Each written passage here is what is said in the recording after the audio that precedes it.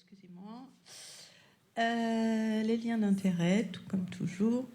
Donc déjà au niveau de l'épidémiologie, vous allez voir que les patients qui se présentent aux urgences, c'est quand même très fréquent. Donc c'est là dans des centres d'urgence, mais comme je le dis, ça peut être l'équivalent d'un patient qui appelle son médecin pour être vu rapidement parce qu'il souffre d'une céphalée. Et un chiffre que je vais vous demander un petit peu de retenir, c'est que finalement, parmi ces patients, il n'y en a que 18% qui ont des céphalées secondaires. Donc ça, c'est quand même quelque chose de rassurant. Parce que finalement, le patient, pourquoi il va consulter, être vu aux urgences, soit parce qu'il a une céphalée de forte intensité, il cherche à être soulagé, il a pris peut-être déjà des antalgiques sans succès, soit il a une céphalée qu'on dit inhabituelle. Donc, dans les céphalées de forte intensité, par exemple, ce monsieur qui va se présenter aux urgences, qui arrive très agité, agressif, on lui dit d'attendre, et finalement, il est parti, ou quand on l'appelle, il n'a plus de douleur. C'est un patient qui a une douleur orbitaire droite, qui larmoie, une obstruction nasale, qui va durer 1 heure, qui peut être très intense, qui peut survenir 2 fois par jour, et il vous dit qu'il a déjà eu ça, qui avait duré cette crise de migraine pendant 3 semaines, il y a 1 an. Et bien là, on est face à un patient qui va avoir une algie vasculaire de la face. On a retrouvé tous ces critères. Pourquoi je vous parle de ce cas? C'est que ces patients, la problématique, c'est que c'est rare, mais il faut savoir les diagnostiquer. C'est extrêmement douloureux. Et surtout, le patient, finalement, eh bien, il a un délai de diagnostic assez long, puisque comme le cas un peu schématique qui a été présenté, il serait parti des urgences parce qu'il ne pouvait pas attendre.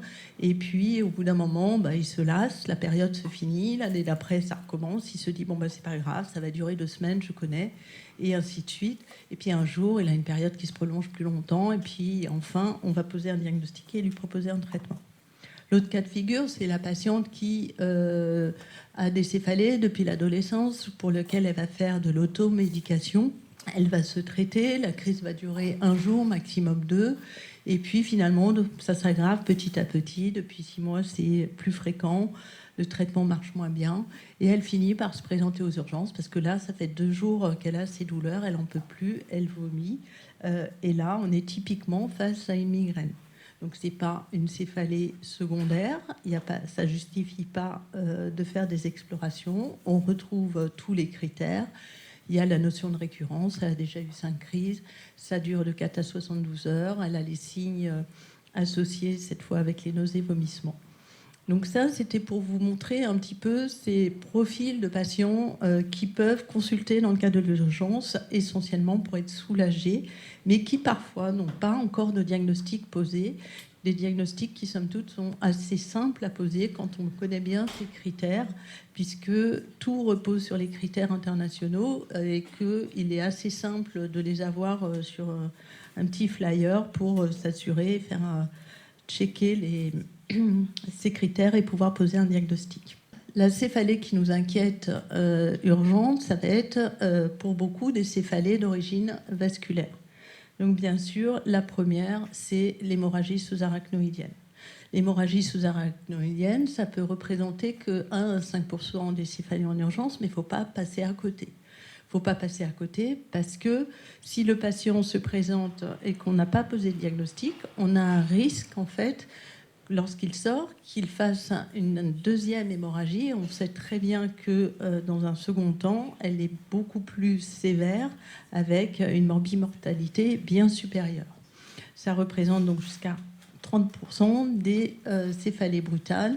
Et là, je vous ai sorti une étude qui avait repris les causes pourquoi les patients n'avaient pas été diagnostiqués. Et on voit que finalement, pour beaucoup, le diagnostic qui avait été posé, c'était un diagnostic de migraine. Or, une céphalée brutale d'une hémorragie sous-arachnoïdienne n'a pas du tout ces critères qu'on vient de voir. Donc à partir du moment où, comme je vous dis, on fait la liste et on s'assure qu'on a bien tous ces critères, on est censé pouvoir dire non, ça c'est une céphalée inhabituelle qui n'a pas les critères de migraine, je dois l'explorer, je dois rechercher. Et s'il y a un caractère brutal, on évoque toujours l'hémorragie sous-arachnoïdienne. L'autre raison parfois du non-diagnostic a pu être la difficulté d'accéder à un scanner. Donc il faut savoir être convaincant auprès des radiologues parfois, c'est pas toujours simple, mais en effet, si on n'arrive pas à obtenir l'imagerie, c'est pas simple on peut passer à côté du diagnostic. Donc vous voyez que l'incidence est pas très élevée, heureusement, on est à 9 cas pour 100 000, avec un pic d'âge entre 45 et 55 ans. Et on a jusqu'à 15% des hémorragies sous-arachnoïdiennes qui sont d'origine non anévrismale, pour la moitié périmésencéphalique, qui sont ces hémorragies qu'on dit bénignes, sans gravité, qui ne sont pas les hémorragies avec inondation ventriculaire, troubles de vigilance. Donc le tableau clinique classique, c'est la céphalée explosive et souvent dans un contexte particulier, notamment un effort physique et notamment l'activité sexuelle. Donc il faut savoir poser ces questions aux patients pour bien comprendre dans quelles circonstances est survenue sa céphalée. Il y a une règle simple, qui est la règle d'Ottawa, qui nous fait dire que si le patient, il s'agit de patients de plus de 15 ans, hein, mais si ces patients ont présenté une céphalée inhabituelle associée à une douleur raideur nucale ou un âge de plus de 40 ans, une perte de connaissance initiale, une céphalée, comme on a dit lors d'un effort physique, une céphalée en coup de tonnerre. Il faut savoir que la céphalée en coup de tonnerre, c'est une définition. C'est une céphalée qui est d'intensité maximale à plus de 7 sur 10 en moins d'une minute. Donc si je suis aux urgences céphalées, que vous m'appelez en me disant j'ai un patient qui vient, il a eu une céphalée en coup de tonnerre, normalement, on se comprend, et moi, je comprends que votre patient, il a eu ça. C'est pas la même chose que dire il a eu une céphalée brutale. Et pour définir une céphalée en coup de tonnerre, il faut demander au patient que faisiez-vous quand ça a commencé. Donc une céphalée en coup de tonnerre n'est jamais de début nocturne, parce qu'il ne peut pas dire. Certes, il a été réveillé par une céphalée très intense, mais ce n'est pas une céphalée en coup de tonnerre.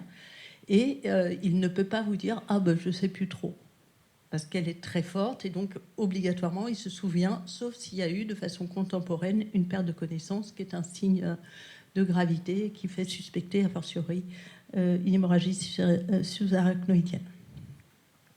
Donc ça, c'était une étude qu'avait fait aux urgences céphalées il y a plusieurs années, en 2004, vous voyez, où tous les patients qui se présentaient avec une céphalée en coup de tonnerre et les diagnostics. Donc pour 28%, il s'agissait d'hémorragie sous-arachnoïdienne, mais le SVCR qu'on va revoir représentait 42%, donc était finalement plus fréquent que ces hémorragies sous-arachnoïdiennes. Et puis après, on avait toutes les autres causes vasculaires, thrombose veineuse-cérébrale, AVC, dissection et anévrisme non rompu, et l'apoplexie pituitaire qui est quand même quelque chose de très rare.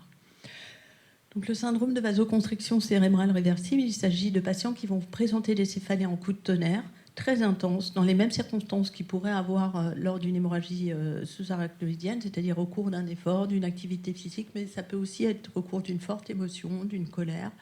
Parfois, on ne retrouve pas de facteurs déclenchants et elles vont durer environ 1 heure, parfois 2 heures, s'amender, puis récidiver. Et ça va évoluer sur le temps, sur 4 semaines, mais le syndrome est un syndrome clinico-radiologique, c'est-à-dire qu'on va voir la survenue de vasospasmes qui vont être totalement réversibles à 3 mois. C'est ce qui fait poser le diagnostic. Donc, ces vasospasmes qu'on va rechercher sur un angioscanner, parfois on fait un Doppler avec des accélérations qui signent ces vasospasmes, ou une IRM qui n'est pas forcément supérieure en termes diagnostiques. Il faut savoir que c'est plus fréquent chez les femmes. Ça se complique d'hémorragie méningée, mais cette fois-ci de faible abondance, plutôt corticale. Les patients peuvent, jusqu'à 12% des cas, présenter des dissections des artères cervicales associées. Et c'est une des causes des AVC des sujets jeunes. Quels sont les facteurs favorisants? C'est l'exposition à tous les vasoconstricteurs et notamment les dérivés d'éphédrine. Donc là, je vous ai mis l'alerte de l'ANSM qui a été faite notamment par rapport à cette problématique vasculaire. Donc ces vasoconstricteurs qui, vous le savez, ne sont plus en vente libre, ou en tout cas ne sont plus facilement proposés par les pharmaciens. Mais c'est pour beaucoup aussi des toxiques et des hommes jeunes qui fument du cannabis notamment. Donc on recherche et parfois les IRS, les antidépresseurs chez certains patients. Donc toujours être prudent d'un patient que vous avez vu, qui a eu un épisode de céphalée en cotonnerve, il a eu une exploration, une imagerie cérébrale, voire la ponction lombaire, tout est normal, l'hémorragie sous-arachnoïdienne est éliminée. Prévenez-le que si jamais il a un nouvel épisode, il faut absolument qu'il se présente parce que les vasospasmes ne seront visibles que vers J10. Ils évoluent en fait de façon centripète, la périphérie vers centrale, et c'est pour ça que les AVC surviennent plus tardivement, et on sait qu'il y a un pic pour voir la survenue de ces vasospasmes qui ne seront pas visibles nécessairement lors du premier épisode. Ensuite, on a la thrombose veineuse. Donc, le mode de révélation par une céphalée, c'est extrêmement fréquent, 80 à 90%, et la céphalée isolée, 70 à 90%. Donc ça, c'est quelque chose qu'on doit toujours avoir en tête. On est plutôt sur un mode subaigu, une céphalée qui s'installe progressivement et qui devient de plus en plus intense et qui va conduire à un tableau parfois d'hypertension, l'équivalent d'hypertension intracrânienne, secondaire avec des réveils nocturnes ou des céphalées plutôt sur le matin. Pour ça, on va bien sûr faire une imagerie où on va retrouver donc soit avec un scanner injecté l'absence, la disparition du flux dans les veines, en sachant qu'on va avoir soit les sinus latéraux, soit le sinus longitudinal supérieur concerné, soit tout. Et en IRM, il faut demander plusieurs séquences. Et parfois, c'est trompeur. C'est-à-dire que si toutes les séquences, le flair, T2, T2 étoile et T1 n'ont pas été réalisées, le radiologue peut se tromper. Parce qu'il lui faut pouvoir voir... vous savez que ce n'est pas des séquences de flux. Il y a pas ça, c'est si vous demandez une IRM sans injection. Eh bien, l'intérêt du scanner, c'est que vous voyez la disparition du flux qui vous fait dire qu'il y a une occlusion, alors qu'en IRM, il faut visualiser le thrombus, et pour visualiser le thrombus, il faut avoir ces séquences différentes pour pouvoir dire oui, il s'agit bien d'un thrombus récent. Les dédimères, comme vous le voyez, ça a une valeur prédictive qui n'est pas très forte, 26% dans les céphalées isolées, donc ça n'a rien à voir avec les thromboses veineuses périphériques. Donc on se méfie surtout en postpartum, beaucoup plus que pendant la grossesse, et c'est une période à haut risque de faire des thromboses veineuses. Donc la jeune femme qui vient d'accoucher, qui vient avec une céphalée, on est très prudent par rapport à ça. Et les jeunes femmes qui prennent des contraceptifs oraux, il s'agit d'un facteur de risque majeur pour développer des thromboses veineuses cérébrales. Ensuite, on va avoir les dissections des artères cervicales. Donc ça, ça déclenche des céphalées qui ne sont pas forcément latéralisées du côté de la dissection. Si vous avez une dissection carotidienne, c'est plus simple parce que vous allez chercher le fameux signe de Claude Bernard Horner associé. Mais dans les dissections vertébrales qui sont postérieures, vous pouvez tout à fait avoir qu'une céphalée sans caractéristiques bien précises, avec parfois une douleur cervicale, mais parfois pas. Et nous, quand on voit ces patients aux urgences, systématiquement, on leur fait une imagerie avec des TSA. Et il nous est arrivé plusieurs fois de diagnostiquer des dissections des artères vertébrales sur une simple céphalée un petit peu postérieure, insomniante, très résistante au traitement. Et sans qu'on... Parfois, on a un facteur qui nous fait l'évoquer parce qu'il y a eu un traumatisme ou une manipulation cervicale, mais parfois, il n'y a rien. Donc il faut savoir y penser. Là, vous voyez qu'on a même 5% de la série qui avait une présentation de céphalée en cotonnerre isolée. Et puis enfin, il y a ce que j'ai noté comme les céphalées à connaître. Eh bien, il y a l'hypertension intracrânienne idiopathique.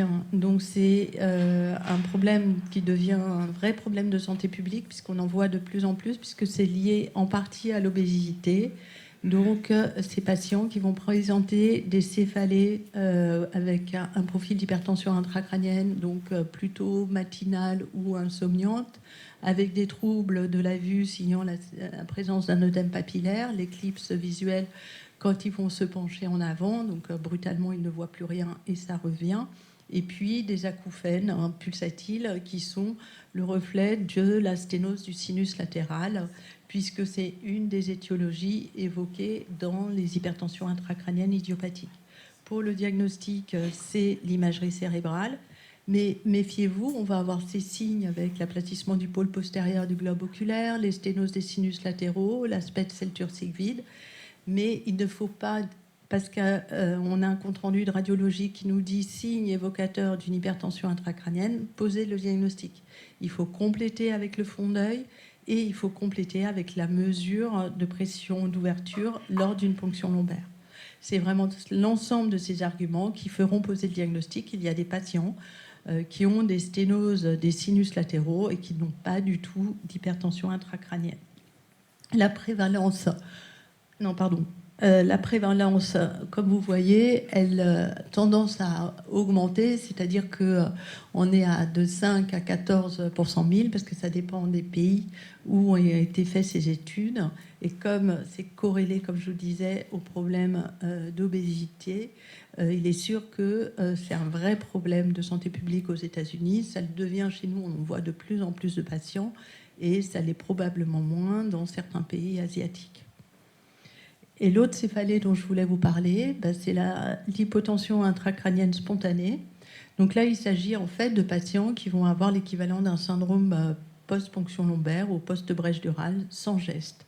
Donc ils vont avoir des céphalées qui surviennent en position debout, qui se calment en position allongée, parfois avec des signes ORL, à type d'acouphène, sensation de plénitude d'oreille. Et il y a souvent des retards diagnostiques parce que, en effet, c'est pas toujours évoqué. Et pour poser le diagnostic, il faut une IRM, mais injectée.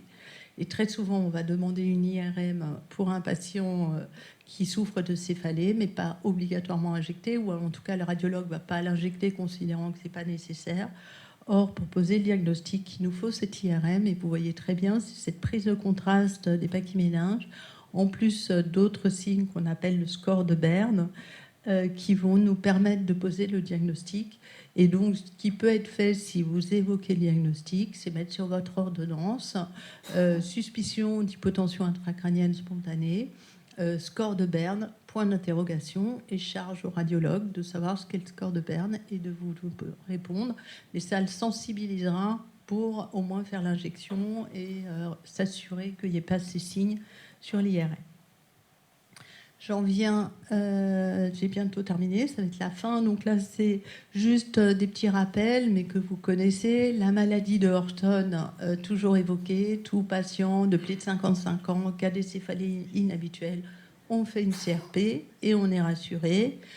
Les internistes vous diront il y a des maladies de Horton avec, sans syndrome inflammatoire. Bon, là, on rentre vraiment dans des cas exceptionnels. Si la CRP est normale, nous, on considère que ce n'est pas l'orientation diagnostique. La méningite virale, ce patient qui se présente avec des céphalées inhabituelles, sans forcément de fièvre, parce qu'il prend du Doliprane, il prend des anti-inflammatoires, donc c'est masqué. Il n'a pas la raideur nucale, parce que ce n'est pas la méningite bactérienne, donc il est uniquement céphalalgique, et il nous arrive très fréquemment d'avoir des méningites, que ce soit VZV, HSV2. On a beaucoup de patients qu'on voit et qui sont passés dans d'autres services, qui n'ont pas eu la ponction lombaire parce qu'on a considéré que le tableau n'était pas évocateur puisque la céphalée était isolée. Il n'y a pas de syndrome inflammatoire biologique non plus chez ces patients.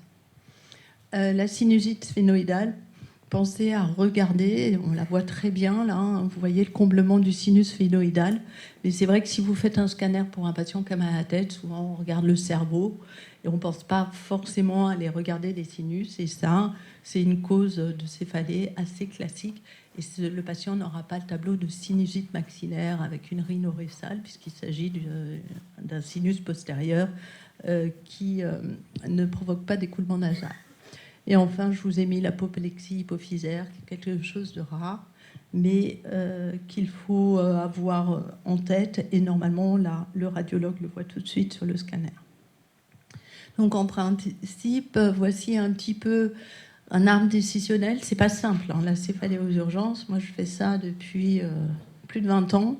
Et j'ai encore des surprises, encore voilà, des interrogations. Donc voilà, faut savoir demander des avis, il faut savoir échanger et avoir un petit peu ça en tête. C'est-à-dire, c'est d'abord habituel, inhabituel. Si c'est inhabituel, c'est secondaire jusqu'à preuve du contraire. Je fais des explorations. Et même si c'est habituel, mais que ça ne répond pas au traitement, auquel cas je me repose quand même la question en me disant finalement, est-ce que je ne suis pas passée à côté d'une céphalée secondaire?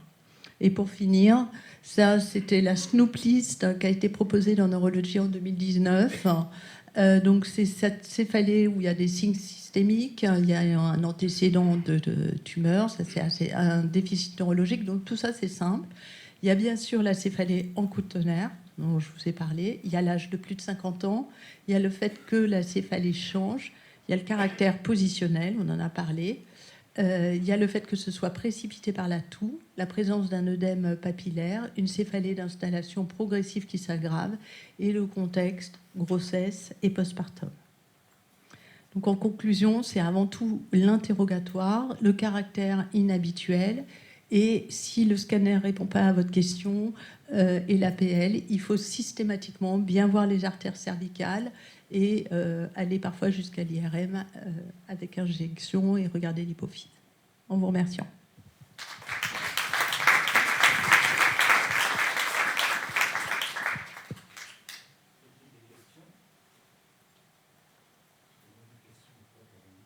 Je crois que je l'éteins. Vas-y. Moi, juste aux urgences céphalées, quel est le pourcentage des céphalées secondaires diagnostiquées aux urgences, le pourcentage des céphalées inclassables admises en neuro? Alors, céphalée inclassable admise en neurologie, je dirais qu'on est pas loin de zéro en fait, parce que les céphalées inclassables, on va les faire revenir systématiquement aux urgences parce qu'on n'a plus les moyens de. Par contre, les céphalées secondaires, on est aux alentours de 25-30%.